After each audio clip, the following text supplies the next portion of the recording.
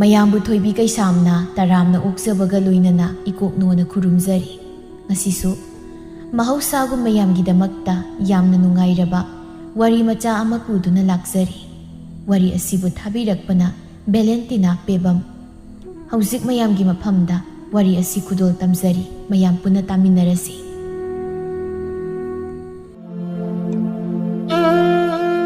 ꯂꯩꯀꯥꯏ ꯑꯗꯨꯗ ꯂꯩꯔꯤꯕ ꯃꯤꯑꯣꯏꯁꯤꯡꯗꯨ ꯁꯅꯥꯔꯩ ꯑꯃꯗꯤ ꯈꯣꯝꯕꯅ ꯉꯁꯥꯏꯗꯒꯤ ꯈꯠꯅꯔꯤꯕꯗꯨ ꯈꯥꯝꯗꯣꯛꯄꯒꯤ ꯃꯍꯨꯠ ꯀꯨꯝꯍꯩ ꯌꯦꯡꯕꯒꯨꯝ ꯈꯨꯅꯤꯡ ꯀꯥꯡ ꯀꯥꯡꯗꯨꯅ ꯁꯦꯞꯊ ꯌꯦꯡꯅꯔꯤ꯫ ꯃꯌꯥꯝ ꯃꯔꯛ ꯑꯗꯨꯗ ꯑꯔꯨꯕꯤ ꯑꯃꯗꯤ ꯏꯕꯦꯇꯣꯟꯁꯨ ꯁꯝꯕꯜ ꯃꯔꯨꯝ ꯑꯗꯨꯗꯒꯤ ꯃꯇꯩ ꯃꯅꯥꯎ ꯑꯅꯤꯗꯨꯅ ꯈꯠꯅꯔꯤꯕꯗꯨ ꯌꯦꯡꯂꯒ ꯑꯁꯨꯝꯅ ꯍꯥꯏꯅꯔꯤ꯫ ꯏꯆꯦ ꯏꯕꯦꯇꯣꯟ, ꯀꯩꯅꯦꯒꯦ ꯃꯣꯏꯒꯤ ꯃꯇꯩ ꯃꯅꯥꯎꯁꯤꯗꯤ ꯊꯣꯛꯅ ꯊꯤꯅ ꯈꯠꯅꯔꯤꯗ ꯇꯧꯔꯤꯁꯤꯗꯤ꯫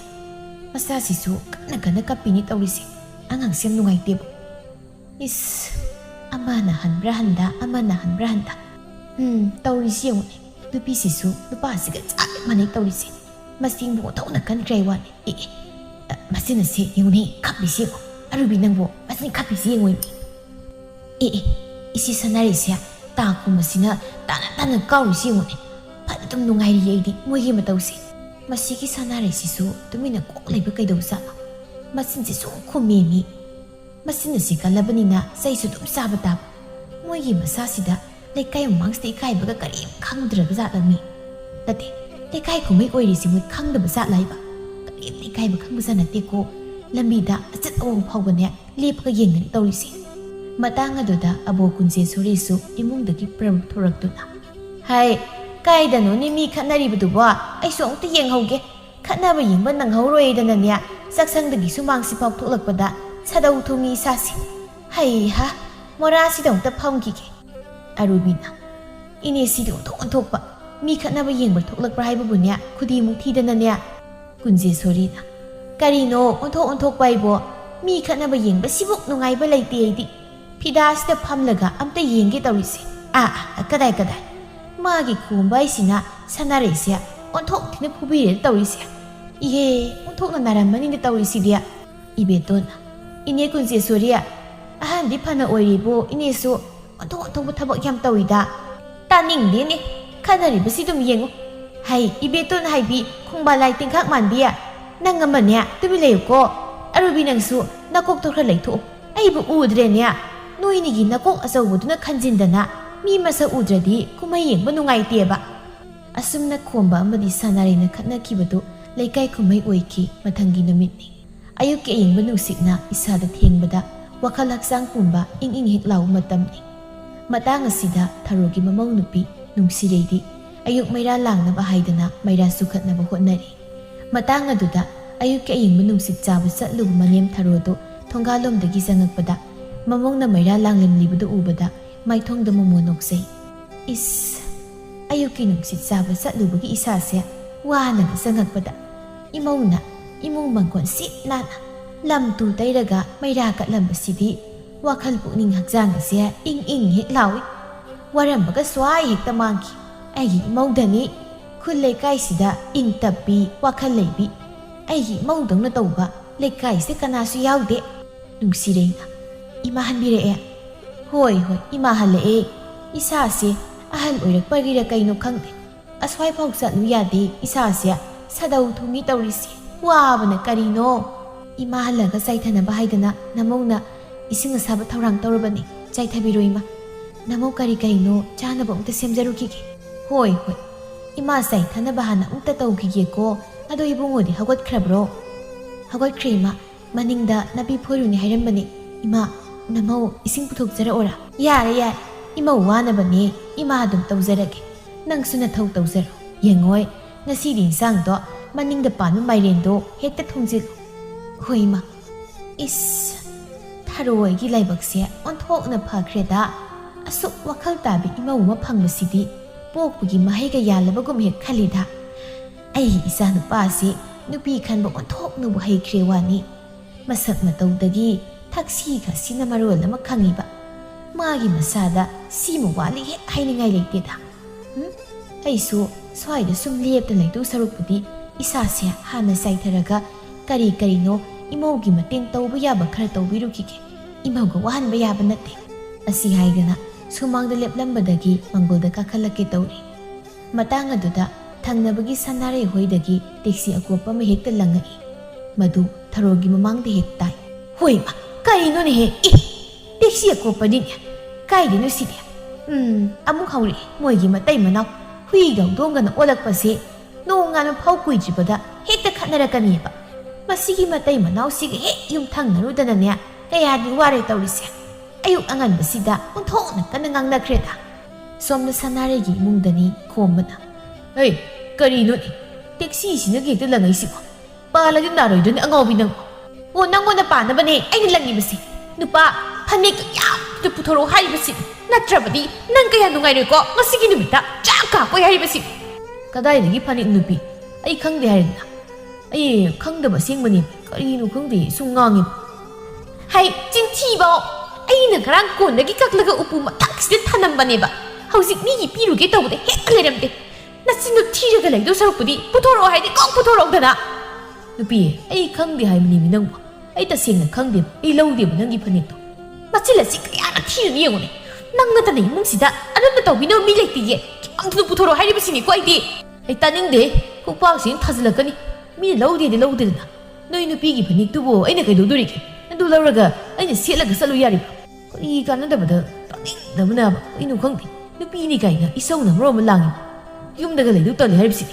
sidani sigi sose tani khanbadane ba aina yumna suklai laitris hai huran masin thiba hai bu isau langi kaina isau lang na bathabakti kanana singe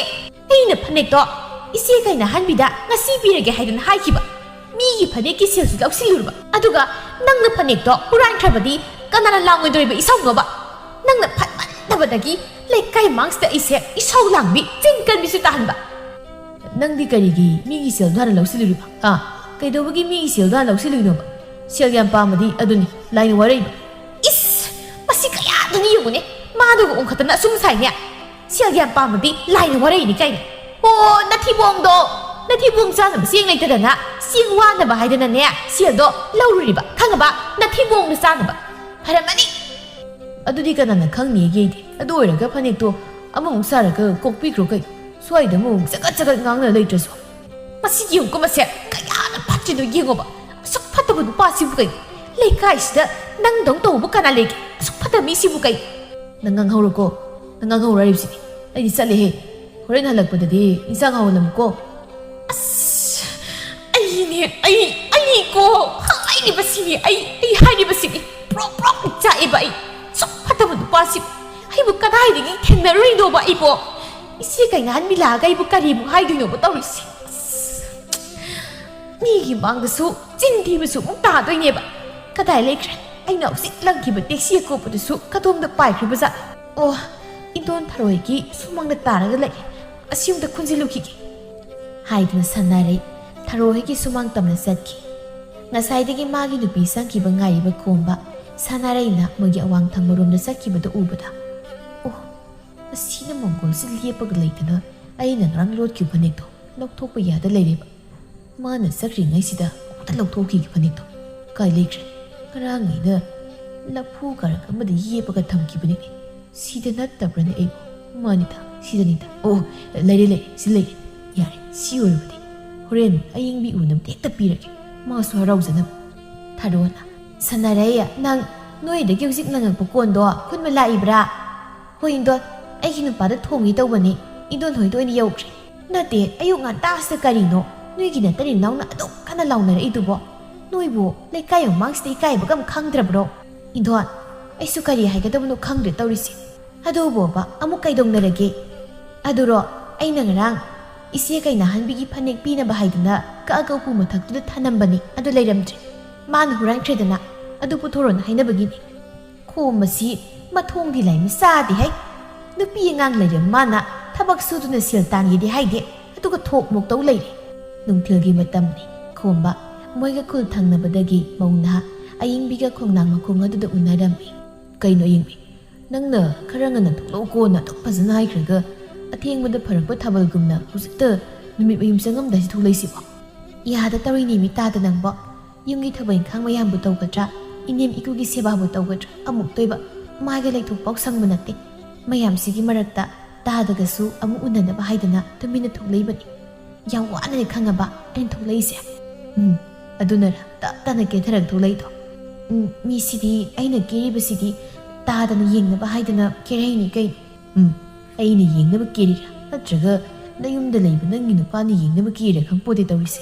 ꯒ꯭ꯌꯥꯟ ꯃꯦꯟꯒ ꯇꯥꯕꯖꯥꯠ ꯅꯠꯇꯦꯕ ꯑꯁ ꯇꯥꯗꯁꯤꯃ ꯃꯁꯣꯏ ꯑꯣꯏꯅꯊꯣꯛꯅ ꯉꯥꯡꯈ꯭ꯔꯦ ꯃꯁꯣꯏ ꯉꯥꯡꯕ ꯅꯠꯇꯦ ꯑꯩꯅ ꯍꯥꯏꯁꯦ ꯑꯁꯦꯡꯕꯅꯤ ꯑꯗꯨ ꯐꯔꯤꯁꯦ ꯑꯩꯅ ꯅꯪꯒꯤꯅꯦ ꯍꯥꯏꯗꯅ ꯐꯅꯦꯛ ꯑꯃ ꯄꯨꯔꯛꯄꯅꯦ ꯁꯤ ꯂꯧꯁꯤꯜꯂꯣ ꯄꯥꯝꯕ꯭ꯔꯥ ꯌꯦꯡꯉꯣꯕ ꯑꯣꯟꯊꯣꯛꯅ ꯐꯖꯔꯦꯗ ꯃꯆꯨꯁꯤꯗꯤ ꯑꯩꯅ ꯍꯦꯛ ꯄꯥꯝꯕ ꯍꯥꯏꯗꯣ ꯑꯣꯏꯔꯦ ꯇꯥꯗ ꯌꯥꯝ ꯍꯔꯥꯎꯋꯦ ꯋꯥꯅꯤ ꯐꯔꯦ ꯐꯔꯦ ꯅꯪꯅꯕꯨ ꯄꯥꯝꯃꯦ ꯍꯥꯏꯔꯗꯤ ꯃꯗꯨ ꯍꯨꯔꯥꯟꯕꯒꯤ ꯌꯨꯝꯗ ꯑꯩꯒꯤ ꯅꯨꯄꯤꯒ ꯁꯥꯂꯟ ꯁꯥꯟꯅꯗꯅ ꯀꯌꯥꯗꯤ ꯋꯥꯈ꯭ꯔꯦ ꯍꯥ ꯀꯩ ꯍꯥꯏꯅꯣ ꯀꯩꯁꯨ ꯍꯥꯏꯗꯦꯗ ꯅꯪꯁꯤ ꯌꯥꯝ ꯅꯨꯡꯁꯤ ꯍꯥꯏꯕꯅꯤꯗ ꯑꯗꯨꯕꯨꯗꯤ ꯑꯩꯁꯨ ꯇꯥꯗ ꯅꯨꯡꯁꯤꯕꯩ ꯅꯠꯇ꯭ꯔꯣ ꯃꯧ ꯑꯣꯏꯅ ꯇꯥꯗ ꯎꯅꯕ ꯊꯣꯛꯂꯛꯏꯁꯦ ꯑꯗꯨ ꯇꯥꯗ ꯃꯇꯝꯁꯤ ꯊꯦꯡꯖꯤꯟꯈ꯭ꯔꯦ ꯅꯨꯃꯤꯠ ꯃꯌꯨꯝ ꯆꯪꯈꯤꯗꯧꯔꯦ ꯑꯩ ꯑꯃꯨꯛ ꯆꯪꯉꯒꯦꯀꯣ ꯐꯔꯦ ꯐꯔꯦ ꯆꯪꯉꯨ ꯆꯪꯉꯨ ꯑꯩꯁꯨ ꯆꯠꯅꯕ ꯇꯧꯔꯒꯦ ꯅꯨꯃꯤꯗꯥꯡꯒꯤ ꯃꯇꯝꯅꯤ ꯄꯨꯗꯣꯟꯒꯤ ꯃꯨꯁꯤ ꯃꯨꯁꯤ ꯇꯧꯔꯤꯕ ꯃꯉꯥꯜ ꯑꯗꯨꯗ ꯁꯥꯟꯅꯔꯩ ꯆꯥꯛ ꯊꯣꯡꯉꯤ ꯃꯅꯥꯛ ꯑꯗꯨꯗꯅ ꯃꯆꯥꯅꯨꯄꯥ ꯆꯍꯤ 7-9 ꯉꯥꯏꯔꯤꯕ ꯄꯥꯔꯤꯗꯨ ꯐꯝꯗꯨꯅ ꯃꯃꯥꯅ ꯇꯧꯔꯤꯕꯗꯨ ꯌꯦꯡꯉꯤ ꯏꯃꯥꯒꯤ ꯄꯥꯔꯤ ꯅꯪꯕꯨ ꯈꯔ ꯍꯟꯗꯣꯛꯑꯒ ꯐꯝꯃꯨꯅꯦ ꯃꯩꯈꯨ ꯌꯥꯝ ꯈꯨꯏꯌꯦꯕ ꯅꯨꯃꯤꯠꯀꯥꯗꯣ ꯂꯣꯏ ꯊꯨꯞꯄ ꯇꯥꯔꯦ ꯏꯃꯥ ꯑꯩꯈꯣꯏ ꯄꯥꯕꯗꯤ ꯀꯗꯥꯏ ꯆꯠꯈꯤꯒꯦ ꯌꯨꯝꯗ ꯁꯨꯡꯂꯩ ꯍꯦꯛ ꯂꯩꯇ꯭ꯔꯤꯁꯤꯕꯨ ꯀꯩꯒꯤ ꯅꯄꯥ ꯉꯥꯎꯕꯗꯨꯅ ꯆꯠꯄꯕꯨ ꯏꯃꯥꯅ ꯈꯪꯕ꯭ꯔꯗ ꯅꯄꯥꯗꯤ ꯌꯨꯝꯗ ꯂꯩꯕ ꯍꯩꯅꯗꯦꯌꯦ ꯑꯗꯨꯒꯤꯅꯤ ꯌꯨꯝꯗ ꯁꯨꯡꯂꯩ ꯂꯩꯇ꯭ꯔꯤꯁꯦ ꯀꯔꯤꯅꯣ ꯅꯣꯏ ꯅꯃꯥ ꯅꯆꯥꯅ ꯑꯩ ꯂꯩꯇ꯭ꯔꯤꯉꯩ ꯑꯩꯒꯤ ꯃꯔꯝꯗ ꯑꯃꯨꯛ ꯉꯥꯡꯅꯔꯤꯗꯨꯕꯣ ꯆꯥꯛ ꯂꯣꯏꯔꯕꯗꯤ ꯆꯥꯛꯇꯣ ꯆꯥꯔꯒꯦ ꯅꯨꯄꯤ ꯆꯥꯛ ꯂꯥꯝꯕꯅ ꯌꯥꯗ꯭ꯔꯦ ꯁꯤꯗꯧꯔꯦꯕ ꯁꯥ ꯊꯣꯛꯈꯩ ꯆꯠꯂꯨꯔꯕꯅꯤꯅ ꯍꯜꯂꯛꯄꯗ ꯆꯥꯛ ꯂꯥꯝꯃꯝꯃꯅꯤ ꯕꯥꯕꯥ ꯅꯪ ꯅꯨꯄꯤ ꯎꯅꯕ ꯆꯠꯂꯨꯏꯔꯣ ꯀꯔꯤꯅꯣ ꯁꯤ ꯉꯥꯡꯁꯤꯕꯣ ꯕꯥꯕꯥ ꯅꯪꯗꯣ ꯃꯤꯅ ꯅꯨꯄꯤ ꯀꯣꯏꯅ ꯍꯥꯏꯕ ꯃꯤꯅ ꯏꯁ ꯅꯪ ꯄꯥꯕ ꯅꯨꯄꯤ ꯀꯣꯏꯌꯦꯗꯤ ꯏꯆꯥꯗ ꯀꯅꯥꯅ ꯍꯥꯏꯕ ꯀꯅꯥꯅ ꯍꯥꯏꯅꯣ ꯑꯝꯇ ꯍꯥꯏꯔꯛꯎ ꯃꯆꯤꯟ ꯊꯤꯕ ꯀꯅꯥꯅꯣꯅꯦ ꯑꯉꯥꯡꯗ ꯁꯤꯒꯨꯝꯕ ꯋꯥ ꯏꯟꯁꯤꯜꯂꯤꯁꯤꯕꯣ ꯅꯔꯨꯝꯗ ꯅꯧꯔꯤꯅ ꯀꯥꯞꯄꯨꯒꯦꯅꯦ ꯑꯗꯨꯕꯨꯔꯥ ꯎꯔꯥꯒꯤ ꯃꯄꯥꯟꯅ ꯍꯥꯏꯔꯤꯅꯦ ꯎꯔꯥ ꯍꯣꯏꯒꯤ ꯄꯥꯕꯗꯅꯦ ꯊꯕꯛ ꯍꯜꯂꯛꯄꯗ ꯄꯥꯕꯅ ꯅꯨꯄꯤꯒ ꯎꯅꯕꯗꯣ ꯎꯍꯧꯋꯦꯅ ꯍꯥꯏꯌꯦ ꯈꯪꯉꯕꯣ ꯑꯗꯨꯁꯨ ꯊꯪꯅꯕ ꯈꯨꯟꯗꯒꯤ ꯃꯧꯅꯦꯌꯦ ꯅꯨꯄꯤꯗꯣ ꯑꯣꯟꯊꯣꯛꯅ ꯆꯨꯝꯅꯁꯨ ꯍꯥꯏꯈ꯭ꯔꯦꯗ ꯃꯗꯨꯒꯤ ꯀꯨꯃꯥꯔ ꯍꯥꯏꯕ ꯂꯋꯥꯏꯇꯪ ꯐꯤꯅꯥꯠ ꯑꯇꯠꯄ ꯃꯥꯟꯕꯗꯨꯅ ꯀꯔꯥꯏꯗ ꯍꯣꯠꯆꯟꯅ ꯎꯔꯤꯖꯥꯠꯅꯣꯅꯦ ꯃꯧꯅꯤ ꯀꯥꯏꯅ ꯌꯥꯝ ꯃꯨꯟꯅꯕꯨ ꯈꯪꯉꯤꯅꯦ ꯃꯥꯗꯤ ꯏꯄꯥꯒꯤ ꯕꯉꯣ ꯃꯗꯨꯒꯤ ꯎꯔꯥ ꯍꯥꯏꯕ ꯑꯉꯥꯡꯗꯨ ꯊꯤꯅꯔꯨꯅꯨꯀꯣ ꯃꯆꯤꯟ ꯌꯥꯝ ꯊꯤꯕ ꯑꯉꯥꯡꯅꯤ ꯏꯆꯥꯗ ꯆꯤꯟ ꯊꯤꯕ ꯇꯝꯃꯛꯀꯅꯤ ꯃꯥꯒ ꯇꯤꯟꯅꯔꯒ ꯑꯉꯥꯡ ꯀꯔꯤꯁꯨ ꯈꯪꯗꯕꯗꯨꯗ ꯑꯃꯨꯛ ꯇꯥꯏꯁꯤꯟꯅꯗ꯭ꯔꯕꯁꯨꯅꯦ ꯃꯄꯥ ꯆꯤꯟ ꯊꯤꯕ ꯅꯪ ꯑꯃ ꯏꯆꯥꯎ ꯆꯥꯎꯅ ꯂꯩꯕꯅꯤꯅ ꯆꯤꯟ ꯊꯤꯕ ꯑꯣꯏꯗꯕ ꯉꯥꯡꯕꯗꯣ ꯃꯣꯏ ꯃꯄꯥꯗꯒꯤ ꯑꯗꯨꯝ ꯇꯝꯖꯔꯅꯤ ꯑꯩ ꯄꯥꯔꯤ ꯑꯗ꯭ꯋꯥꯏꯗ ꯋꯥꯊꯤ ꯉꯥꯡꯗ ꯂꯩꯔꯤꯗꯨ ꯁꯔꯨꯛ ꯆꯥꯛꯁꯤ ꯆꯥꯔꯨ ꯂꯥꯎ ꯍꯣꯏ ꯏꯃꯥ ꯅꯨꯄꯤ ꯑꯩꯅ ꯀꯥꯏꯗ ꯆꯤꯟ ꯊꯤꯔꯦ ꯑꯉꯥꯡ ꯃꯃꯥꯡꯁꯤꯗ ꯑꯗꯨꯒꯨꯝꯕꯗꯣ ꯈꯤꯠ ꯉꯥꯡꯅꯨ ꯅꯪꯕꯨ ꯃꯈꯣꯏ ꯃꯄꯥꯅ ꯆꯤꯟ ꯊꯤꯗꯦ ꯍꯥꯏꯕ ꯂꯣꯏꯅ ꯈꯪꯖꯩ ꯃꯈꯣꯏ ꯅꯨꯄꯥ ꯀꯔꯤ ꯂꯤꯆꯠ ꯁꯥꯖꯠ ꯆꯠꯂꯤ ꯍꯥꯏꯕꯁꯨ ꯑꯩ ꯂꯣꯏꯅ ꯈꯪꯕꯖꯥꯠ ꯀꯣ ꯀꯩꯗꯧꯔꯨꯒꯕꯅꯣ ꯍꯥꯏꯗꯅ ꯁꯨꯝ ꯇꯨꯃꯤꯟ ꯂꯩꯔꯕꯅꯤ ꯅꯨꯄꯤ ꯅꯪ ꯑꯃꯀꯣ ꯏꯁꯧꯅ ꯃꯔꯣꯜ ꯑꯃ ꯂꯥꯡꯉꯤꯕ ꯏꯁꯧ ꯂꯥꯡꯅꯕ ꯍꯣꯠꯅꯔꯤꯉꯩꯗ ꯏꯟꯁꯥꯡꯁꯤꯁꯨ ꯍꯥꯎꯇꯕꯅ ꯂꯣꯏꯔꯦ ꯀꯔꯤ ꯏꯟꯁꯥꯡ ꯇꯧꯏꯁꯤꯕꯣ ꯃꯄꯪ ꯍꯥꯏꯕ ꯖꯥꯠꯇꯨꯃ ꯎꯒꯤ ꯐꯪꯈꯤꯗ꯭ꯔꯦ ꯏꯟꯁꯥꯡ ꯃꯍꯤ ꯁꯤꯗꯒꯏꯔꯣꯏꯔꯗꯤ ꯏꯔꯥꯛꯅꯅ ꯁꯤꯔꯕ ꯀꯩꯅꯣ ꯑꯣꯀꯥꯞ ꯍꯥꯎꯇꯦ ꯑꯁꯦꯡ ꯑꯍꯥꯎꯕꯗꯨ ꯆꯥꯅꯤꯡꯂꯕꯗꯤ ꯊꯕꯛ ꯏꯪꯈꯥꯡ ꯁꯨꯗꯨꯅ ꯁꯦꯜꯗꯨ ꯄꯨꯁꯤꯜꯂꯛꯑꯣ ꯑꯗꯨ ꯑꯣꯏꯔꯕꯗꯤ ꯑꯩꯁꯨ ꯑꯍꯥꯎꯕ ꯊꯣꯡꯂꯒ ꯄꯤꯖꯒꯦ ꯑꯗꯨꯗꯤ ꯅꯠꯇꯦ ꯊꯕꯛ ꯃꯅꯥꯝ ꯐꯥꯎꯗꯤ ꯁꯨꯅꯤ ꯈꯪꯗꯦ ꯅꯣꯡ ꯉꯥꯟꯕꯗꯒꯤ ꯅꯨꯃꯤꯠ ꯑꯃꯇ ꯐꯥꯎ ꯀꯣꯏꯆꯠ ꯆꯠꯂꯨꯔꯒ ꯏꯟꯁꯥꯡ ꯍꯥꯎꯇꯦ ꯀꯥꯏꯗꯨꯗꯤꯅꯦ ꯇꯥꯖꯅꯤꯡꯗ꯭ꯔꯦ ꯍꯨ ꯊꯣꯡꯉꯝꯗ꯭ꯔꯤꯕꯁꯦ ꯅꯔꯥꯏꯕꯛꯇꯨ ꯐꯔꯕꯅꯤ ꯅꯪꯉꯣꯟꯗ ꯀꯅꯥꯅ ꯑꯩ ꯄꯥꯗꯧ ꯍꯥꯏꯒꯦ ꯑꯩꯅ ꯆꯠꯄ ꯆꯠꯇꯕ ꯅꯪꯒꯤ ꯀꯔꯤ ꯅꯊꯧ ꯂꯩꯒꯦꯕ ꯑꯗꯨ ꯑꯣꯏꯔꯕꯗꯤ ꯊꯣꯡꯉꯝ ꯏꯟꯁꯥꯡꯗꯣ ꯑꯗꯨꯝ ꯆꯥꯕꯤꯔꯣ ꯍꯥꯎꯏ ꯍꯥꯎꯇꯦꯒ ꯍꯥꯏꯕꯤꯔꯛꯑꯅꯨ ꯇꯥꯖꯅꯤꯡꯗ꯭ꯔꯦ ꯀꯔꯤ ꯊꯣꯛꯏꯅ ꯍꯥꯏꯖꯁ ꯍꯥꯏꯅꯣ ꯅꯪꯒꯤ ꯑꯗꯨꯒꯤ ꯏꯁꯧꯗꯨꯅꯅꯤ ꯑꯩꯅ ꯆꯠꯀꯦ ꯌꯥꯎꯅ ꯀꯣꯏꯆꯠ ꯆꯠꯂꯤꯕꯁꯦ ꯌꯨꯝꯁꯤ ꯃꯈꯥ ꯂꯩꯅꯤꯡꯗꯕꯒꯤ ꯅꯪꯒꯤ ꯏꯁꯧꯗꯣ ꯇꯥꯅꯤꯡꯗꯕꯒꯤ ꯌꯨꯝꯒꯤ ꯃꯈꯥ ꯂꯩꯇ꯭ꯔꯤꯕꯅꯤ ꯏꯁꯧ ꯑꯗꯨꯛ ꯌꯥꯝꯅ ꯀꯟꯕ ꯅꯨꯄꯤꯁꯤꯕꯨ ꯀꯔꯤꯅꯣ ꯈꯪꯗꯦꯅꯤ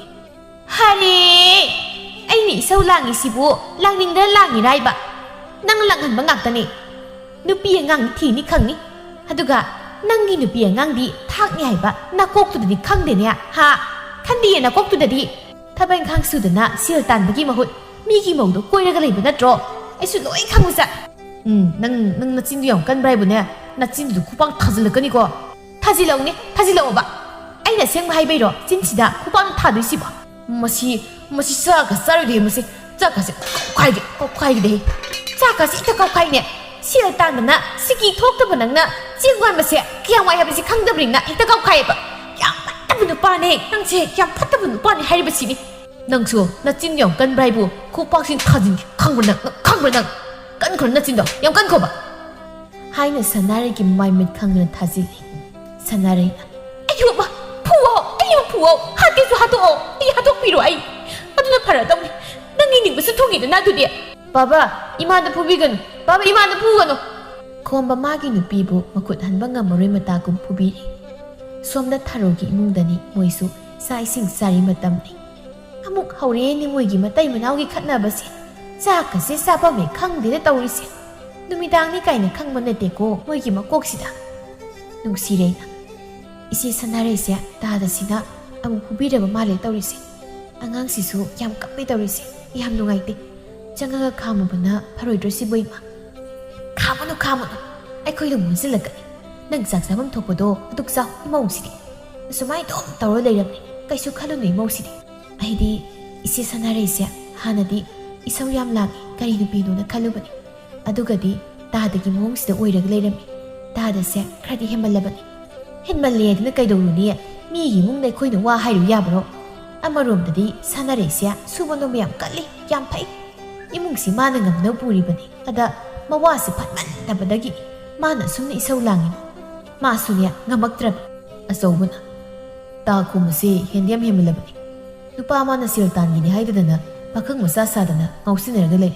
aduga imungsina itaimna loi pu lei tharona khara phana kramale tumi leinakre noi sunya sakto sato amuk launa ringai da tum haurasi mathangi numittani sanare phisa kolna du da phisa du lei matang adu da kainan bilak tu na sanare ya nangmu phisa ri ro haima isi lai ro kakhalo phidasi de pham hoi aina lai base aina phanik ama loge do adugi nahan pi neraga hoi mai karim tharak trabaduda kaidoraba zana hangi lai ise ise gi mangda sin puthaba haidu su oi tawrisi phanik tu ka abani adugadi ai hinupan huran khre ai ise gi mangdo thokni kai bai doi sil suhana lausilugum su taw e khomba madi nupi gi phanik tu di kari tawge hari numa khangdi si ai nupa phataba ga lemin na base othokna wa khre chia ai nang si saga liba phise ise gi soida pirage saubi ba yade ko ise hoi adumani suhelanu ko hoi ise adungai ko ai bu paw ma tai ni khomba gi matang da sumra lan rai di khangte kari paw na hari si bo ise ai su khangdi mine sum haina bani sumra lan rai di khangde ko isu ibungo khomba se khul thangna badagi mawnu pi ma koi hai si wa sibu nang kari te khangda ba sanare nang bo ise ai kari haiduna haifam khangte adubu tasingna koi za lekai gi mina su aduna sibon hainai mina hainari se maram leibagi sanare ai wadi nang chekselo si lei kanana khangnia mawne su hai yumste kokpuro nang karamai tawdori ai na hari se yum kai ne wana te ko nangi phanana bani nang wakhal mona khalo hari basidi ise gi wadi somna khomba madi aying bisu kaithel du unari khombana ayingbe nang si phati pha chapazani mayam si nangonda loi yengnari tawrisi sak phasaba nupi koibasi su wakal yam nungai bazani adu tada aidi tada unadore dana chakam da sarak panate kari no kaithel sidagi kita saki ki ukasila mana yachi adudi nang sai hayu yatro law nang saning khaido hekta leitharaki tada se yam phai adudi sak salu yon potpham sida hekta saurasi do ipuk se kaiba makai hekta satharaki hoini law nang na saning ba sareng thongbra kari no hekta saurasi law nang ibu kai nang tada leisidi hoi tada nasaidagi khomba madi aying bin nok tran tawribadu aying bi hoigi leikai gi mau ani khang urami thabana ngai khone asida nupa ga nok tana phammi sibu magi aying bi haibidu natro liklana aying bi di mamang leikai gi tanin thim gi nupi du natro hoi ni mani ne ado nupa sidi tanin thim nate na atopu nupa ni na masak su khangde umagi siro nupa koi ba haidu ni khangabo is tauza sai siu maya si hi gatan mitsi okto na nari da ko hausikan gi mong na sing sibu karin moi na khali siwa basa mawa lai bi mana nupa koi ba tanin thim ni khangda zala sidi tawri sidi o mai nupa do khanga kara mai na nupa to po koi dui nang so nang ni na ngakre be ba hoi ni adu si sum thokpani da tanin thim do yam phabani magi khanbada aidi nungai ti tawri si khomba aying biga unaru bagi nok tana mayumda halakpagi lambidani samuna asi laisibu itaw khombo natrane manida nuai ni mangaside itaw khombo asina kadom dainu kre woi mi no wakal yak nuai gi tawraka masidi tasanadaba sara ita salake itaw khombo se sum sakhibu taw maisi aina kaurisi tan tasin jine itaw khomba ngai khori nangbo ngai khoraga ai buri itaw ai bu kawine मीने कौरगा सुम तासे दबी सखरीदुबु कइगी अइदी वखल म खल्लिङैदा बाप ओयौट्रे अदो इताउ नै कौबु कइ हाइगे हाइबनु काइ इताउ नंगना थानी की ममंग नट्रो एंगोंदगी लुपा यांखै लौखिबुदो कौरबि इताउ अदुगे ओरे काउदे इताउ अदिगे ओरेदी अइ याम थुना पिरगनब तरुकी इताउ इसियंतो इताउ नंगबु नोंग निदने हारगा लौखिदाइ हौजि थानी सुरसिबाउ होय माइ के मारक नयम चलरसो नंगी नुपिदुना इसाउ दम लांजिलि तल्ले ओइबु नोइसिदि इताउ साउ यादेको अइ इताउ गिसियौदो याम थुना पिनम तौरगे नतेने अइदि ngasi yengse pamma hojik aisu sel yam chilibane hoi iताउ अइ याम थुना पिरगे numidangi matamni अइ मिसाक थोगी निंगथेमना नुपि चाक ओइरबु नंगो लोइगे तोरे मखोइ तासाउ युमदा सनुबुदुदि इमादुबु मसाखरा फाउरबो होय खरादि फाउरे ngasi nongni sidaisu kari no asa thakrat purga ongta salubu tare ima hoina kari nong khalamani naraga ai nang balak de ha makoi ta so chatpirunu da yarani ima do masa kaisu ta hudreba aina su makoi ta so thabak sili aidana ima hoina saudana hairama bani pare adu boirabudi asumna matam khara so hujinki kari no da ai bu sil dubu ngarang da natro mon makha si thanambadu laitini sidasu Siangwan ga haidan thana musiato amu huran ra malen tawrisi aidi pire da ko pere hare basi asok phatabanu pasibu karaya thengru bano baibu yungi nu piang angi kaisu khandabanu pasibu sanare tharo hoida laklami indon bu lay bro haima sanare ya nang la ibra kari haige nang bo indon hoje yuki sing saram da pugi haidan la ibani siangwan ga haidan thana musial do मखोइ नुपाना मो हुरांख्र लैरमजे सियेंग दुबदि लवोइबो सनारै करिनो नोइगी वोंसि तौरि मतौसिबो नमि जुबो मै Saud दुम लांग लैबसिबो लेकाइ कुमै ओइरेनि नोइबो इंदोन आइसु करि हाइगदबनो खंद्रे आइगी नुपागी मोंगसे करम हाइनगदबनो खंद्रे खोमबसिबो असुमाइना ngauसिनदना कयाम कुइन लेखिगे हारिबजा नते मान सु वखल ताजिसिबो करिगिनोबा इंदोन माना वखल तारदबु ngasi imung mai langise langkhidro mana phatmanda baini aina ngasi asukwana lairibasi lekai mangdasu aibu isau langbi chinkan bi mok tahanba adumna sum leibana yare matam lai kansida khara ngang saidun tahobo natrabdi nang imung mai langbu sum helakani ko lekai sinasu kari yam ngang nei ko magi maramda ngang sei baibu phana su ngang saidun yeng yade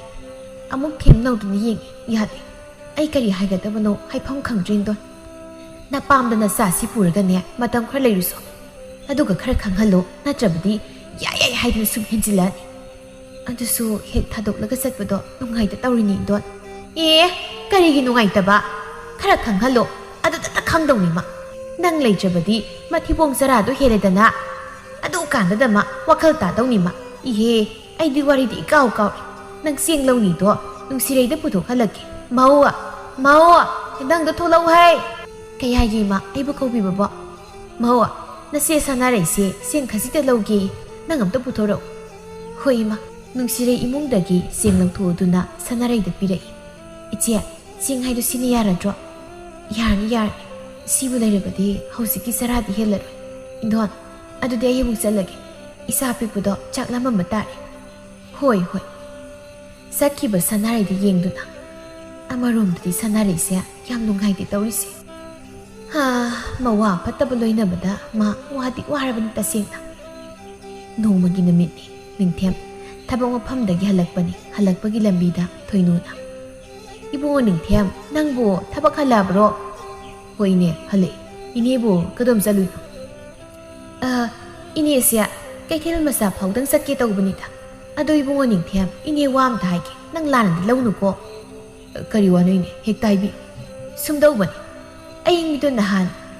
ꯀꯩꯊꯦꯜꯗ ꯅꯨꯄꯥ ꯑꯃꯒ ꯅꯣꯛꯇꯨꯅ ꯆꯠꯈꯤ ꯍꯥꯏꯕ꯭ꯔꯥ ꯀꯔꯤꯅꯣ ꯑꯉꯥꯡꯁꯤꯡꯅ ꯇꯝꯃꯤꯅꯦ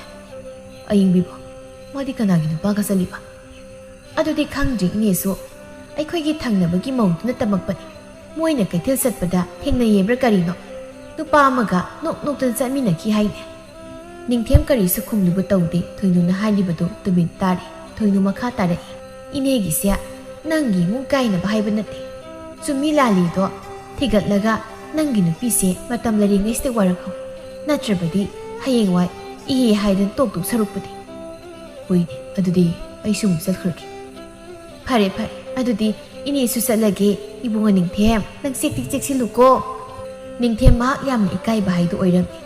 ꯅꯨꯃꯤꯠ ꯑꯁꯤꯗꯒꯤ ꯅꯤꯡꯊꯦꯝꯅ ꯑꯌꯤꯡꯕꯤꯕꯨ ꯇꯨꯃꯤꯟ ꯁꯦꯟꯅꯕ ꯍꯧꯔꯝꯃꯤ ꯁꯣꯝꯗ ꯁꯅꯥꯔꯩ ꯏꯃꯨꯡꯗꯅꯤ ꯉꯁꯤꯗꯤ ꯈꯣꯝꯕ ꯌꯨ ꯊꯛꯆꯤꯟꯗꯨꯅ ꯃꯥꯒꯤ ꯅꯨꯄꯤꯗ ꯈꯠꯅꯕ ꯍꯧꯔꯤ ꯍꯩ ꯂꯝꯍꯨꯏ ꯃꯥꯟꯕ ꯑꯩꯒꯤ ꯅꯨꯄꯤꯗꯣ ꯀꯥꯏ ꯆꯠꯈ꯭ꯔꯦ ꯏꯁ ꯐꯃꯨꯡꯁꯤꯗ ꯏꯔꯦꯟꯖꯅ ꯇꯨꯝꯗꯅꯒ ꯂꯩꯅꯤ ꯃꯋꯥ ꯃꯄꯨꯔꯣꯏꯕ ꯍꯜꯂꯛꯇ꯭ꯔꯤ ꯀꯥꯏꯅ ꯀꯔꯤꯝꯇ ꯈꯟꯕꯖꯥꯠ ꯅꯠꯇꯦ ꯅꯨꯄꯥ ꯍꯜꯂꯕꯗꯤ ꯆꯥꯛꯇꯣ ꯀꯣꯛ ꯆꯥꯊꯣꯛꯑꯒ ꯇꯨꯝꯃꯨꯔꯣ ꯀꯩꯗꯧꯒꯦ ꯁ꯭ꯋꯥꯏꯗ ꯈꯠꯅꯕ ꯍꯧꯔꯒ ꯑꯃꯨꯛ ꯂꯩꯇ꯭ꯔꯕꯁꯨ ꯑꯩꯅ ꯈꯠꯅꯕ ꯍꯧꯔꯤꯕꯁꯦ ꯅꯪꯒꯤ ꯅꯁꯛꯇꯨ ꯎꯕꯗꯒꯤꯅꯤ ꯅꯪꯒꯤ ꯅꯁꯛꯁꯦ ꯑꯩ ꯁꯨꯛꯌꯦꯡꯗꯦ ꯅꯪꯗ ꯀꯗꯥꯏꯗ ꯑꯗꯨꯝ ꯆꯠꯈ꯭ꯔꯣ ꯅꯨꯃꯤꯠ ꯈꯨꯗꯤꯡ ꯏꯁꯧ ꯂꯥꯡꯗꯅ ꯏꯃꯨꯡꯁꯦ ꯆꯥꯎꯈꯠꯄ ꯉꯝꯗ꯭ꯔꯦ ꯅꯪ ꯂꯩꯕꯗꯒꯤ ꯑꯩꯌꯣ ꯅꯣꯛꯄꯨ ꯅꯣꯛꯆꯅꯤꯡꯉꯤ ꯅꯥꯄꯤ ꯑꯃ ꯑꯩ ꯂꯩꯕꯒꯤꯅꯦ ꯅꯊꯤꯕꯣꯡ ꯆꯔꯥ ꯐꯥꯎ ꯍꯦꯟꯗ꯭ꯔꯤꯕꯗꯣ ꯑꯗꯨꯒꯁꯨ ꯑꯩ ꯂꯩꯕꯗꯒꯤ ꯏꯃꯨꯡꯁꯦ ꯆꯥꯎꯈꯠꯄ ꯉꯝꯗ꯭ꯔꯦ ꯀꯥꯏꯅ ꯀꯔꯤ ꯅꯪ ꯂꯩꯕꯒꯤꯅꯤ ꯑꯩꯅ ꯆꯔꯥ ꯍꯦꯟꯗ꯭ꯔꯤꯕꯁꯤ ꯀꯥꯏ ꯃꯤ ꯎꯁꯤꯠꯇ ꯆꯥꯔꯗꯅ ꯑꯩꯕꯨ ꯅꯪꯅ ꯑꯗꯨꯝꯅ ꯉꯥꯡꯁꯛꯄ ꯌꯥꯝ ꯃꯤꯔꯣ ꯅꯪ ꯉꯁꯤꯗꯤ ꯑꯩ ꯈꯨꯠꯇ ꯁꯤꯅꯤ ꯍꯦꯟꯅ ꯅꯨꯃꯤꯠ ꯆꯨꯞꯄ ꯑꯃ ꯊꯕꯛ ꯋꯥꯅ ꯁꯨꯔꯕꯁꯨ ꯄꯣꯊꯥꯕ ꯍꯦꯛ ꯈꯪꯗꯦ ꯍꯥꯏꯗꯨ ꯁꯅꯥꯔꯩꯒꯤ ꯂꯩꯕꯛꯁꯤꯗꯤ ꯄꯣꯊꯥꯐꯝ ꯈꯪꯗ꯭ꯔꯗꯤ ꯀꯣꯛ ꯌꯨꯝꯁꯦ ꯊꯥꯗꯣꯛꯇꯨꯅ ꯆꯠꯈ꯭ꯔꯣ ꯅꯪꯅ ꯀꯗꯥꯏꯅꯣꯝ ꯆꯠꯈ꯭ꯔꯣ ꯅꯪ ꯆꯠꯈ꯭ꯔꯕꯗꯤ ꯑꯩꯁꯨ ꯌꯨꯝꯁꯤꯗ ꯅꯨꯄꯤ ꯌꯨꯝ ꯄꯨꯔꯒ ꯅꯨꯡꯉꯥꯏ ꯂꯩꯖꯧꯔꯒꯦ ꯑꯣ ꯃꯈꯣꯏ ꯅꯨꯄꯥꯗꯤ ꯑꯩꯕꯨ ꯌꯨꯝꯁꯤꯗꯒꯤ ꯌꯥꯝ ꯆꯠꯍꯟꯅꯤꯡꯉꯤ ꯋꯥ ꯑꯣꯏꯔꯦ ꯍꯣꯏꯅꯦ ꯅꯪꯅ ꯌꯨꯝꯁꯤ ꯂꯩꯕꯗꯣ ꯑꯩ ꯄꯥꯝꯗ꯭ꯔꯦꯕ ꯅꯪꯅ ꯈꯔ ꯊꯨꯅ ꯆꯠꯈ꯭ꯔꯣ ꯍꯥꯏꯔꯤꯕꯁꯤꯅꯤ ꯅꯪꯅ ꯁꯛꯇꯨꯅꯤ ꯈꯟꯕꯗꯗꯤ ꯑꯩꯅ ꯌꯨꯝꯁꯤ ꯂꯩꯅꯤꯡꯗ꯭ꯔꯤꯕꯁꯤ ꯆꯠꯈꯤꯅꯤ ꯀꯩꯗꯧꯕꯒꯤ ꯑꯩꯒꯤ ꯌꯨꯝꯁꯤꯗ ꯃꯈꯥ ꯇꯥꯅ ꯂꯩꯔꯨꯅꯤꯒꯦ ꯆꯠꯈꯤꯅꯤ ꯍꯧꯖꯤꯛꯃꯛ ꯏꯆꯥꯁꯤ ꯄꯨꯔꯒ ꯆꯠꯈꯤꯅꯤ ꯁꯅꯥꯔꯩꯁꯨ ꯃꯥꯒꯤ ꯅꯨꯄꯥꯕꯨ ꯑꯃꯨꯛꯇꯪꯗꯤ ꯋꯥꯈꯜ ꯇꯥꯍꯟꯕ ꯉꯝꯕ꯭ꯔꯥ ꯌꯦꯡꯒꯦ ꯍꯥꯏꯗꯨꯅ ꯁꯅꯥꯔꯩ ꯁꯥꯎꯅ ꯄꯥꯔꯤꯕꯨ ꯄꯨꯔꯒ ꯃꯄꯥꯝꯗ ꯆꯠꯈꯤ ꯈꯣꯝꯕ ꯁꯅꯥꯔꯩꯅ ꯃꯄꯥꯝꯗ ꯆꯠꯈꯤꯕꯗꯨ ꯐꯅꯗꯨꯝ ꯐꯔꯦ ꯍꯥꯏꯅ ꯈꯟꯗꯣꯛꯂꯝꯃꯤ ꯑꯌꯤꯡꯕꯤꯕꯨ ꯌꯨꯝꯗ ꯄꯨꯔꯛꯄ ꯌꯥꯔꯅꯤ ꯈꯟꯗꯨꯅ ꯍꯔꯥꯎꯔꯤ ꯅꯣꯡꯃꯒꯤ ꯅꯨꯃꯤꯠ ꯈꯣꯡꯅꯥꯡ ꯑꯗꯨꯗ ꯑꯌꯤꯡꯕꯤꯒ ꯎꯅꯔꯤ ꯑꯌꯤꯡꯕꯤ ꯅꯪꯕꯨ ꯑꯩꯈꯣꯏꯗ ꯀꯔꯝ ꯀꯥꯟꯗ ꯂꯥꯛꯀꯦ ꯍꯥꯏꯔꯤꯕꯅꯣ ꯇꯥꯗ ꯁꯤꯃ ꯉꯝꯈꯤꯗ꯭ꯔꯤꯍꯦ ꯍꯦꯛꯇ ꯒꯤꯔꯤ ꯇꯛꯏꯃꯤ ꯒꯤꯔꯤ ꯇꯛꯄꯩ ꯋꯥ ꯅꯠꯇꯦ ꯑꯁꯦꯡꯕꯅꯤ ꯑꯩꯅ ꯍꯥꯏꯔꯤꯕꯁꯦ ꯑꯩꯗꯤ ꯅꯪ ꯌꯥꯝ ꯊꯨꯅ ꯂꯥꯛꯍꯟꯅꯤꯡꯉꯕꯅꯤ ꯑꯩꯒꯤ ꯅꯨꯄꯤꯗꯨꯁꯨ ꯃꯄꯥꯝ ꯆꯠꯈ꯭ꯔꯦ ꯑꯗꯨꯅ ꯏꯕꯥꯅꯤꯗꯤ ꯌꯦꯠꯄꯤꯅꯕ ꯀꯅꯥꯁꯨ ꯂꯩꯇ꯭ꯔꯤ ꯑꯗꯣ ꯑꯩꯁꯨ ꯃꯈꯣꯏ ꯅꯨꯄꯥꯗꯒꯤ ꯁꯦꯜ ꯈꯤꯇ ꯌꯥꯝꯅ ꯍꯨꯔꯥꯜꯂꯛꯈꯤꯒꯦ ꯑꯗꯨꯒ ꯅꯇꯨꯡ ꯏꯜꯂꯒꯦ ꯍꯌꯦꯡꯋꯥꯏ ꯏꯕꯥꯅꯤ ꯅꯨꯡꯉꯥꯏꯅ ꯂꯩꯕ ꯌꯥꯅꯕ ꯉꯁꯥꯏꯗꯒꯤ ꯇꯨꯃꯤꯟꯅ ꯃꯣꯏꯒꯤ ꯋꯥꯔꯤ ꯇꯥꯔꯤꯕ ꯅꯤꯡꯊꯦꯝꯗꯨ ꯁꯥꯎꯅ ꯑꯣ ꯀꯔꯤꯕꯨ ꯍꯧꯖꯤꯛꯀꯤꯗꯣ ꯑꯌꯤꯡꯕꯤ ꯄꯥꯈꯠꯅ ꯃꯈꯣꯏꯗꯁꯨ ꯑꯩꯅ ꯅꯍꯥꯟꯗꯒꯤ ꯍꯨꯔꯥꯟꯕ ꯐꯥꯒꯦ ꯍꯥꯏꯗꯨꯅ ꯉꯥꯏꯔꯤꯕꯁꯦ ꯀꯨꯏꯔꯕꯅꯤ ꯉꯁꯤꯗꯤ ꯐꯥꯔꯤꯗꯅ ꯅꯣꯏꯅꯤ ꯅꯨꯡꯉꯥꯏꯅꯤ ꯉꯁꯤꯗꯤ ꯃꯈꯣꯏꯗꯁꯨ ꯁꯣꯏꯅꯕ ꯇꯥꯔꯤꯅꯦ ꯇꯧꯔꯤꯁꯦ ꯅꯤꯡꯊꯦꯝ ꯁꯥꯎꯅ ꯃꯥꯒꯤ ꯅꯨꯄꯤꯒꯤ ꯃꯈꯥꯖꯥꯏꯗꯨꯗ ꯈꯨꯄꯥꯛꯅ ꯊꯥꯖꯤꯜꯂꯤ ꯈꯪꯕ꯭ꯔ ꯅꯆꯥ ꯅꯋꯥ ꯂꯩꯔꯤꯕ ꯅꯪꯅ ꯑꯇꯣꯞꯄ ꯂꯝꯂꯥꯟꯕꯒ ꯐꯝꯃꯤꯟꯅꯗꯨꯅ ꯋꯥꯔꯤ ꯁꯥꯡꯅ ꯂꯩꯔꯝꯕ ꯑꯌꯣ ꯃꯈꯣꯏꯗꯁꯨ ꯑꯩꯅ ꯍꯥꯏꯔꯤꯕꯁꯤ ꯑꯝꯇ ꯇꯥꯕꯤꯌꯨ ꯑꯩ ꯂꯥꯟꯈ꯭ꯔꯦꯕ ꯅꯨꯄꯥꯁꯤꯅ ꯑꯩꯕꯨ ꯍꯧꯕꯅꯤ ꯑꯩꯗꯤ ꯌꯥꯗꯕꯅꯦꯕ ꯀꯔꯤ ꯇꯥꯕ ꯀꯔꯤꯒꯤ ꯂꯥꯟꯕ ꯅꯪ ꯉꯁꯤ ꯑꯩ ꯈꯨꯠꯇ ꯁꯤꯔꯗꯧꯅꯤ ꯍꯦꯔꯥ ꯅꯨꯄꯤ ꯑꯉꯥꯡꯗ ꯑꯗꯨꯝꯅ ꯈꯨꯠ ꯍꯦꯛꯇ ꯊꯥꯕ ꯍꯥꯏꯗꯨꯗꯤ ꯈꯤꯇꯪ ꯐꯖ ꯋꯥꯠꯇ꯭ꯔꯣ ꯀꯔꯤꯕ ꯃꯤꯒꯤ ꯅꯨꯄꯥ ꯂꯩꯔꯤꯕ ꯅꯨꯄꯤꯁꯤꯒ ꯃꯔꯤ ꯂꯩꯅꯔꯒ ꯑꯗꯨꯝꯅꯒꯁꯨ ꯋꯥꯏꯕ ꯁꯥꯏ ꯅꯪꯁꯨ ꯅꯨꯡꯉꯥꯏꯕ꯭ꯔ ꯌꯦꯡꯉꯣ ꯑꯗꯨꯗꯤ ꯎꯁꯤꯠꯊꯑꯣꯏꯗꯕ ꯅꯤꯡꯊꯦꯝ ꯁꯥꯎꯅ ꯈꯣꯝꯕꯕꯨ ꯇꯞ ꯇꯥꯅ ꯐꯨꯔꯝꯃꯤ ꯈꯣꯝꯕꯁꯨ ꯃꯈꯨꯠ ꯍꯟꯕꯒ ꯉꯝꯗꯦ ꯅꯤꯡꯊꯦꯝ ꯑꯁꯥꯎꯕꯗ ꯃꯥꯡ ꯊꯥꯗꯨꯅ ꯈꯣꯝꯕꯕꯨ ꯌꯥꯝ ꯊꯤꯅ ꯐꯨꯔꯝꯃꯤ ꯈꯣꯝꯕꯁꯨ ꯃꯥꯅ ꯂꯥꯜꯂꯨꯔꯕꯅꯤꯅ ꯀꯔꯤꯁꯨ ꯈꯨꯝꯕ ꯉꯝꯗ ꯃꯃꯥꯏꯗꯨ ꯂꯨꯞꯊꯗꯨꯅ ꯆꯩꯅꯥꯗꯨ ꯈꯥꯡꯉꯤ ꯃꯈꯣꯏꯗꯁꯨ ꯑꯩ ꯂꯥꯜꯂꯦꯕ ꯃꯤꯁꯤꯃꯨꯛ ꯁꯤꯕ ꯇꯥꯔꯦ ꯇꯧꯔꯤꯁꯤ ꯇꯣꯛꯑꯁꯤ ꯐꯨꯗꯧꯗ ꯂꯦꯞꯄꯣꯕ ꯁꯅꯥꯔꯩꯒꯤ ꯌꯨꯝꯗꯅꯤ ꯄꯤꯁꯛꯅ ꯏꯃꯥꯒꯤ ꯕꯦꯝꯃ ꯅꯪꯕ ꯌꯨꯝꯗ ꯆꯠꯅꯕ ꯇꯧꯗ ꯁꯤꯗ ꯀꯌꯥꯝ ꯀꯨꯏꯅ ꯂꯩꯕ ꯌꯥꯗꯣꯔꯤꯒꯦ ꯅꯪꯕꯣ ꯏꯃꯥ ꯑꯩꯁꯨ ꯃꯥꯕꯨ ꯈꯔ ꯈꯪꯍꯟꯒꯦ ꯍꯥꯏꯗꯅ ꯇꯧꯕꯅꯤ ꯑꯗꯨꯅ ꯃꯇꯝ ꯈꯔꯒ ꯂꯩꯈꯤꯒꯦ ꯀꯩꯗꯧꯔꯒꯦ ꯑꯩꯈꯣꯏ ꯃꯥꯁꯤꯗꯤ ꯑꯩꯕꯨ ꯌꯨꯝꯁꯤꯗ ꯌꯥꯝ ꯂꯩꯍꯟꯅꯤꯡꯗ꯭ꯔꯕ ꯀꯩꯅꯣ ꯂꯩꯍꯟꯅꯤꯡꯗꯕꯒꯤ ꯋꯥ ꯅꯠꯇꯦꯅꯦ ꯅꯪꯅ ꯃꯥꯕꯨ ꯋꯥꯈꯜ ꯇꯥꯔꯛꯅꯕ ꯍꯥꯏꯗꯅ ꯇꯧꯕ꯭ꯔꯥ ꯍꯥꯏꯕꯨ ꯑꯃꯨꯛ ꯍꯦꯟꯅ ꯉꯥꯎꯈꯤꯗꯅꯀꯣ ꯅꯨꯄꯤꯒ ꯄꯨꯁꯤꯜꯂꯣ ꯃꯥꯡꯖꯗꯣꯏꯁꯤ ꯅꯪ ꯈꯛ ꯅꯠꯇ꯭ꯔꯣ ꯑꯗꯨꯝꯅ ꯇꯧꯔꯗꯤ ꯑꯩꯁꯨ ꯌꯨꯝꯗꯨꯗ ꯑꯃꯨꯛ ꯍꯟꯅ ꯍꯜꯂꯔꯣꯏ ꯏꯆꯥꯁꯤꯒ ꯁꯤꯗ ꯁꯨꯝ ꯂꯩꯔꯦꯗꯅ ꯑꯗꯨꯕꯨ ꯍꯦꯛꯇ ꯌꯥꯗꯣꯔꯤꯕ꯭ꯔꯣ ꯏꯃꯥ ꯑꯃꯨꯛ ꯇꯨꯃꯤꯟ ꯂꯩꯌꯨꯁꯦ ꯑꯩ ꯃꯊꯥ ꯌꯥꯝ ꯁꯥꯏꯀꯣ ꯁꯨꯝ ꯃꯊꯥ ꯁꯥꯔꯦ ꯇꯧꯔꯤꯁꯦ ꯍꯦ ꯑꯗꯨꯝꯅ ꯂꯩꯕꯅ ꯀꯥꯟꯅꯔꯣꯏ ꯆꯠꯂꯨ ꯅꯌꯨꯝꯗ ꯑꯗꯨꯒꯅꯦ ꯅꯋꯥ ꯑꯉꯥꯎꯕꯗꯣ ꯋꯥꯔꯛꯎ ꯈꯣꯝꯕ ꯃꯤꯅ ꯐꯨꯔꯛꯄꯒꯤ ꯃꯁꯥꯗꯣ ꯌꯥꯝ ꯋꯥꯅ ꯃꯌꯨꯝꯗ ꯍꯜꯂꯛꯂꯝꯃꯤ ꯂꯦꯡꯕ ꯐꯥꯎ ꯉꯝꯂꯝꯗꯦ ꯑꯌꯣ ꯏꯁꯥꯁꯦ ꯂꯣꯏ ꯄꯨꯕꯤ ꯇꯧꯔꯤꯁꯦ ꯑꯩ ꯐꯥꯎ ꯆꯩꯅꯥꯁꯦ ꯑꯁꯨꯛ ꯋꯥꯅ ꯈꯥꯡꯂꯤꯁꯤꯅꯗꯤ ꯑꯌꯤꯡꯕꯤꯗꯤ ꯐꯖꯅ ꯄꯣꯛꯄꯝꯕꯅꯤ ꯃꯥꯒꯤ ꯅꯨꯄꯥꯅ ꯐꯨꯕꯗ ꯑꯁ ꯂꯦꯡꯕꯒ ꯑꯝꯇ ꯌꯥꯗ꯭ꯔꯦ ꯇꯧꯔꯤꯁꯦ ꯑꯩꯌꯣ ꯃꯤꯅ ꯐꯨꯕꯁꯤꯁꯨ ꯑꯣꯈꯥꯛꯇꯤ ꯅꯥꯕꯖꯥꯠꯅꯤ ꯁꯅꯥꯔꯩꯗꯨꯁꯨ ꯂꯩꯔꯕꯗꯤ ꯈꯔ ꯐꯗꯧꯅꯤ ꯈꯣꯝꯕ ꯃꯤꯅ ꯐꯨꯔꯛꯄꯒꯤ ꯆꯩꯅꯥꯗꯨꯒ ꯁꯅꯥꯔꯩꯅ ꯌꯨꯝꯗ ꯂꯩꯇ꯭ꯔꯕꯗ ꯉꯁꯤꯗꯤ ꯈꯣꯝꯕ ꯋꯥꯈꯜ ꯇꯥꯔꯛꯄꯒꯨꯝ ꯇꯧꯏ ꯃꯁꯥꯒꯤ ꯃꯔꯥꯜ ꯌꯥꯖꯗꯨꯅ ꯈꯣꯝꯕ ꯁꯅꯥꯔꯩꯒꯤ ꯃꯄꯥꯝꯗ ꯁꯅꯥꯔꯩꯕꯨ ꯀꯧꯕ ꯂꯥꯛꯂꯝꯃꯤ ꯈꯣꯝꯕ ꯍꯦꯛ ꯆꯪꯁꯤꯟꯕꯗꯤ ꯉꯝꯗꯅ ꯂꯩꯔꯤꯉꯩ ꯃꯆꯥꯅꯨꯄꯥ ꯄꯥꯔꯤꯅ ꯄꯥꯕ ꯅꯪ ꯂꯥꯛꯏꯔꯣ ꯄꯥꯕ ꯅꯪ ꯏꯃꯥꯒꯩꯒ ꯂꯧꯕ ꯂꯥꯛꯏꯔꯣ ꯃꯥꯅꯤ ꯄꯥꯕ ꯏꯆꯥꯒ ꯅꯃꯥꯒ ꯂꯧꯕ ꯂꯥꯛꯏꯅꯦ ꯌꯨꯝꯗ ꯆꯠꯂꯗꯧꯅꯤ ꯄꯥꯕꯒ ꯁꯅꯥꯔꯩ ꯑꯃꯗꯤ ꯁꯥꯈꯤꯁꯨ ꯏꯃꯨꯡꯗꯒꯤ ꯊꯣꯛꯂꯛꯏ ꯄꯥꯔꯤ ꯃꯃꯥꯒꯤ ꯃꯅꯥꯛꯇ ꯆꯪꯁꯤꯟꯗꯨꯅ ꯏꯃꯥ ꯄꯥꯕꯅ ꯑꯩꯈꯣꯏꯅꯤ ꯂꯧꯕ ꯂꯥꯛꯏ ꯂꯥꯛꯑꯣ ꯌꯨꯝꯗ ꯆꯠꯂꯁꯤ ꯏꯃꯥ 이마기 바리 사키나 이봉어 콤바 낭 라이브라 호잉 아이 사나리 불러고 라이브니 사나리 돈 싱두나 누비 아이 낭 이사가 불러고 라이브니 이 낭이나 펑비암 랑크리 아이 봄다 강비요 마코이 타서 사나리 파나 팟다부 마포로이브 오이르바수 누비 오이비 까나나디 마기 마포로이브부 농시로이 너 이음도 전하시 ngasiꯗꯒꯤꯗꯤ ꯑꯩ ꯅꯃꯥꯅ ꯆꯥꯕꯨ ꯑꯃꯨꯛ ꯍꯟꯅ ꯋꯥꯍꯜꯂꯔꯣꯏꯒꯦ ꯁꯤꯗꯒꯤꯗꯤ ꯑꯩ ꯊꯕꯛ ꯀꯟꯅ ꯁꯨꯗꯨꯅ ꯁꯦꯜ ꯇꯥꯜꯂꯒ ꯅꯃꯥꯅ ꯆꯥꯕꯨ ꯅꯨꯡꯉꯥꯏꯅ ꯊꯝꯃꯗꯧꯅꯤ ꯑꯩ ꯋꯥꯈꯜ ꯇꯥꯔꯦ ꯅꯨꯄꯤ